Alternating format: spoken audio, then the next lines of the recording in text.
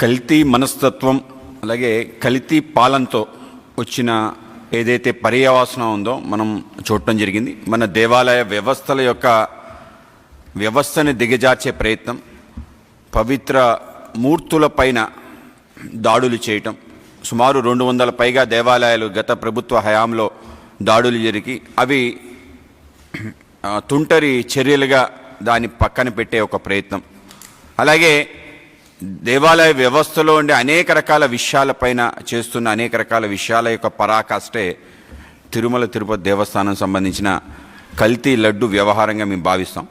So ఆ విధంగా ఈ వ్యవహారం ఎంతవరకు వెళ్ళిందంటే తనంతట తానే క్లీన్ చిట్ ఇచ్చుకుని ఏమీ జరగలేదని చెప్పి, అంటే వాళ్ళ పేపర్ యొక్క రిపోర్ట్ ఆధారంగా మాట్లాడే ఒక తీరు ఆ విధంగా పరాకాష్ఠకు చేరింది. నిజంగా మేము అడుగుతున్నాం, ఇవాళ అసలు పాల సేకరణే చేయలేని ఒక డైరీ ఏ విధంగా నెయ్యి సప్లై చేయగలుగుతుంది? ఇక్కడే విషయం బయటపడిపోతుంది. రెండో అంశం, 390 రూపాయలు 19 రూపాయలకి నెయ్యి రాగలిగే వ్యవస్థ ప్రపంచంలో ఎక్కడైనా ఉందా? అది నెయ్యి అనబడుతుందా? నెయ్యి కాని నెయ్యితో లడ్లు తయారు చేసిన తీరు ఏదైతుందో దీన్ని కూడా తప్పనిసరిగా మనం ఆలోచించాలి. అలాగే ఏదైతే రిపోర్ట్లో సింథటిక్ నెయ్యితో, అంటే ప్రజల ఆరోగ్యం కెమికల్స్తో దాన్ని తయారు చేయటం, ప్రజల ఆరోగ్యంతో ఆడుకునే తీరు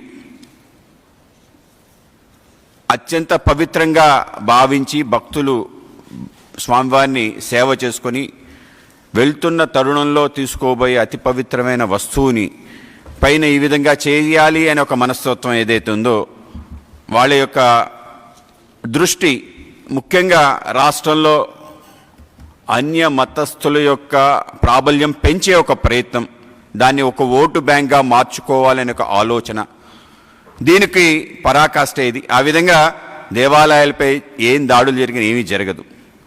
పవిత్రమైన లడ్డు ప్రసాదాన్ని కూడా దాని పవిత్రత తగ్గించినా కూడా ఏమీ కాదు.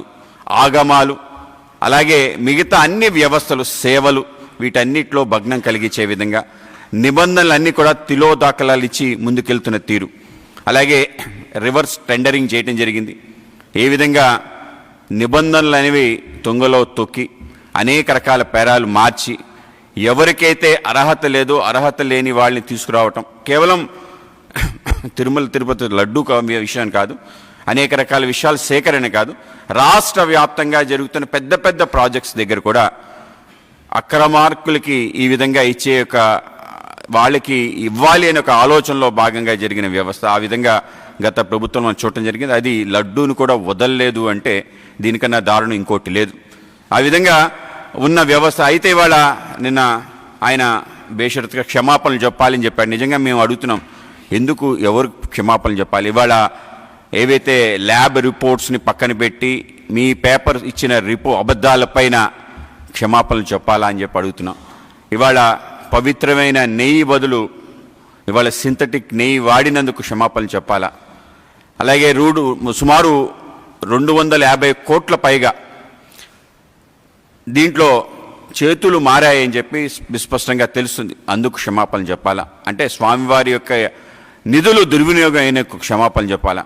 సుమారు 58 లక్షల కేజీల యొక్క నెయ్యి దీనికి వాడినట్టు, అంటే ఎవరైతే నిబంధనలు లేకుండా అక్రమ మార్గంలో నెయ్యిని కూడా చేయలేని యొక్క వ్యవస్థలు కలిగిన వ్యక్తుల ద్వారా వాళ్ళ యొక్క సంస్థల ద్వారా తెచ్చిన నెయ్యికి సంబంధించి చెప్పాలా?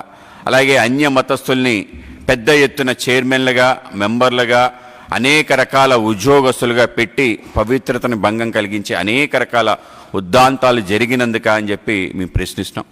ఇవాళ కూటమి నేతృత్వంలో ఏవైతే గతంలో జరిగిన ఈ యొక్క అపవిత్ర కార్యక్రమాలన్నింటినీ తప్పనిసరిగా ప్రక్షాళన చేయాలని చెప్పి ప్రక్షాళన చేసి ఆ పవిత్రతని మళ్ళీ పునర్నిర్మించి ఆ విధంగా ఆ వైభవాన్ని ముందుకు తీసుకెళ్లే పెద్ద ప్రయత్నం జరుగుతుంది.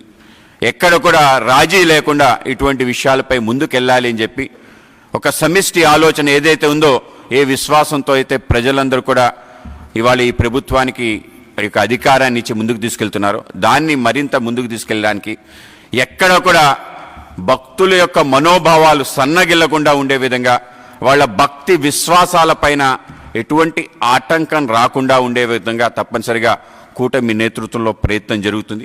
అలాగే ఏ ప్రయత్నం ద్వారా భగ్నం చేయాలనుకున్నా ఇది మరీ పునరావృతం కాకుండా నిబంధనలు కఠినంగా పెట్టి స్వామివారి సంబంధించిన కైంకర్యాలు, సేవలు, అలాగే ముఖ్యంగా ఈ యొక్క ప్రసాదాలు ఏవైతే దిట్టం అంటారో సుమారు 100,000 సంవత్సరాల క్రితం రాయటం జరిగింది. అది గ్రంథస్థం కూడా చేయటంది. బ్రిటిష్ సమయంలో కూడా వాటికి సంబంధించి ఎంత దేనికి వాడాలి అని చెప్పి పోర్టులో ఏ దిట్టాన్ని ఏ విధంగా ప్రసాదాలు ఏ విధంగా తయారు చేయాలి వాటిని తూచా తప్పకుండా ఆ యొక్క సేకరణ చేసి వాటిని ఆ విధంగా ఇచ్చే ప్రయత్నం తప్పనిసరిగా కూటమి ఆధ్వర్యంలో చేస్తాం. అలాగే కేవలం ఈ దేవాలయం అన్ని దేవాలయ యొక్క పవిత్రతను కాపాడే విధంగా, అలాగే హైందవ మనోభావాలు ఎక్కడ కూడా గాయం పడకుండా ఉండే విధంగా ప్రయత్నం చేసి ముందుకు తీసుకెళ్తాం. ఆ విధంగానే గత ప్రభుత్వం చేసిన అనేక రకాల విషయాలు, దేవాలయాలకు సంబంధించిన రథాలని దగ్ధం చేయటం కానీ, అనేక రకాల వస్తువుల్ని మాయం చేయటం కానీ, అలాగే శిరచ్ఛేదనం లాంటి అత్యంత ఘోరమైన ఘటనలు చేయటం కానీ, అలాగే వీటితో పాటు ఇంకా పరాకాష్ట అంటే స్వయంగా డీజీపీ చేత వాళ్ళు ఆ రోజు క్లీన్ చిట్ ఇప్పించుకొని ఇది టీడీపీ, బీజేపీ, ఆర్ఎస్ఎస్ వాళ్ళు చేసి ఉండొచ్చు అని స్వయంగా డీజీపీఏ నిస్సగ్గుగా యూనిఫామ్ వేసుకొని కండువా తక్కువ, వైసీపీ కండువా తక్కువ ఆ విధంగా మాట్లాడిన తీరు అంటే ఆ విధంగా ఎంతకైనా దిగజారచ్చు అని చెప్పే పరిపాలన మనం చూసాం. కనుక వాటన్నిటినీ పక్కన పెట్టి ప్రజల యొక్క విశ్వాసం, మనోభావాలు ఏవైతున్నాయో వాటిని కాపాడడానికి 100% మేమందరం కలిసికట్టుగా ముందుకెళ్తామనే విషయం మీ అందరికీ తెలియజేస్తున్నాం.